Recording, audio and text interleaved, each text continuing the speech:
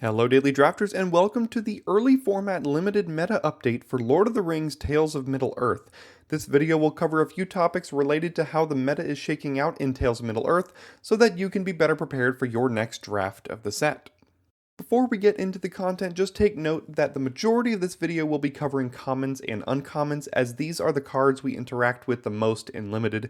Yes, rares and mythics exist, but honestly in this format there aren't even a ton of outstanding ones, so we'll be sticking with the commons and uncommons. We'll go ahead and start with my power rankings of each of the 5 colors. As I did back in week 0, I still believe that black is the best color in the set.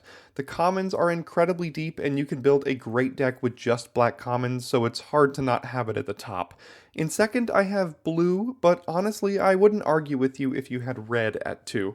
I just think that the control elements that blue offers are very well positioned in the format, and if you're building a control deck, it should be centered around the blue cards. Red is also powerful, but I think it acts as slightly more of a support color than a main color in the set, which is why I have it at 3. I've got white at 4, as white is definitely a support color in the format, but a totally serviceable one at that. And in 5th, I've got green.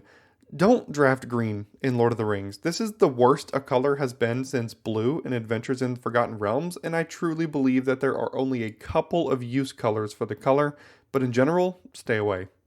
Using that information, we can now take a look at my power rankings for each of the 10 archetypes in the set.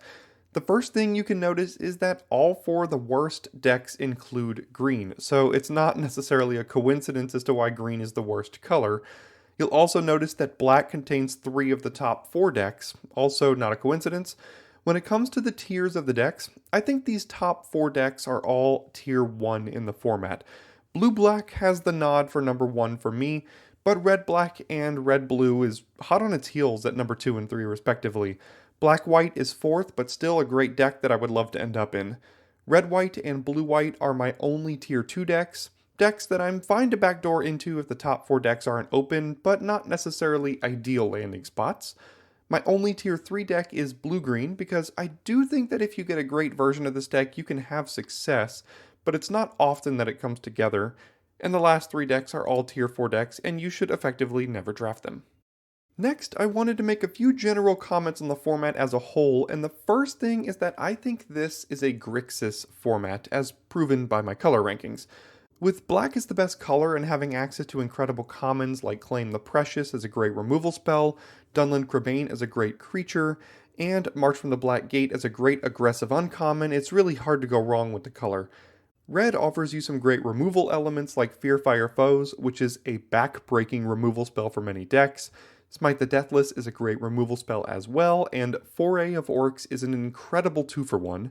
And finally, blue offers you some highly playable card advantage spells like the Bat Song, Arwen's Gift, and Lorien Revealed, and it also gives you control elements with counterspells like Glorious Gale, Stern Scolding, and Saruman's Trickery, all of which are very playable in controlling Grixis decks. Also, don't forget about cards like the Mouth of Sauron and Gandalf's Sanction, which are eminently splashable in the color trio, which is why you'll find yourself splashing for the 3rd color relatively often. The other deck I wanted to highlight is the blue-green Scry deck, which currently has the lowest win rate on 17lanes.com by a wide margin, and I'm here to explain why. If you find yourself getting into this deck for cards like Nimrodel Watcher, Chance-Met Elves, and even the uncommon Legolas, you're doing it for the wrong reasons. These cards just aren't powerful enough on their own or even synergistically to compete. There's only 2 cards in the entire format that I look to draw me into this deck, and one is Galadriel, and the other is the rare Elrond, both of which are very powerful and reasons to draft the deck, but literally only these 2 cards in the entire format, in my opinion. The last comment is that in order to make the deck tick, you really need at least a couple of copies of Lothlorien Lookout, and you need a few ways to make it your ring bearer. The every turn Scry is very important, but you have to make sure it has attacks past a random 3/2, and bearing the ring is the way to do that. Next, we'll take a look at some specific removal spells and combat tricks in the format and how important of a player each of them are.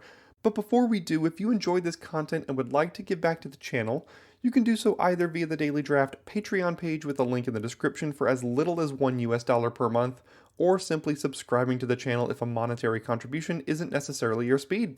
Thanks for your consideration. At common, we have each of these removal spells broken down into tiers of importance. Claim the Precious and Smite the Deathless are the two best common removal spells in the set, and it's not particularly close. Tier 2 has a set of 4 cards that are all totally serviceable to include if you can't get your hands on any claims or smites. Tier 3 are cards that I don't prioritize very highly at all, and I'm not super upset if they don't make my deck, but sometimes a copy sneaks in there. And Tier 4 are cards that I actively try to avoid in the format and not include in any of my decks. The enchantment-based removal has woefully underperformed so far. At uncommon, here is our list.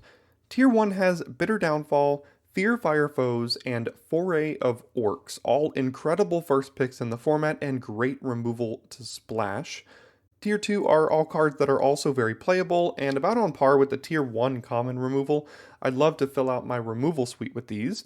And Tier 3 are uncommon removal spells that I'm ideally not looking to run very often, if at all, particularly because of those ugly green pips in their casting cost. Here is my tier list for the relevant combat tricks at common and uncommon, and sorry if I left a few out, it's difficult to define exactly what a combat trick is. Now, although Deceive the Messenger is my only trick in Tier 1, I wouldn't necessarily call it a Tier 1 combat trick, if that makes sense. It's almost like all of these tiers should be labeled 2 through 5, instead of 1 through 4, but Deceive is the best of them in my opinion. I'm usually fine running a copy or two in most of my blue decks. The Tier 2 tricks are the other 4 most common combat tricks you'll see running around in the format, and ones that you'll likely want to play around if possible. Tier 3 tricks are slightly less common to see, but still playable, and you may see them occasionally. And the Tier 4 tricks are the relatively unplayable tricks in the format. I'm not sure I've ever cast any of these or had any of them cast against me. We will finish here today with some notable cards in the format, either under or over performers, controversial cards, or just otherwise notable cards, and a quick blurb on each of them. Firstly, Errand-Rider of Gondor is the best white common, and it's not particularly close. This is really the only white card at common that I would let pull me into the color. For those of you that drafted March of the Machine and remember the Landcyclers underperforming, the reduction in cost from 2 mana to 1 mana in Tales of Middle-earth was the difference to make these cards playable again. I usually look for at least 1 or 2 of these cards in every deck I play. The presence of so many good 1/3 creatures makes both Took Reaper and Easterling Vanguard creatures that you really shouldn't put in your deck. Their 2/1 stat lines get blanked so often, and it's such a disaster if your 2-drop does effectively nothing. In my opinion, Birthday Escape is the best blue common, and you should be drafting it relatively highly. It's close between this and Lorien Revealed, but the Ring Temptation for just 1 mana is hard to replace, and it replaces itself. Similarly, while I still think that Smite the Deathless is the best red common, I think Rally at the Hornburg is hot on its heels. Rally is exactly what red decks care about doing in the format, and is a great aggressive card if you can build around it. Ithilien Kingfisher is a card that looks generically powerful on its face, but it really doesn't have any synergy in the format, and I always struggle to find a blue deck that cares about playing it. It's just not as good as you might think.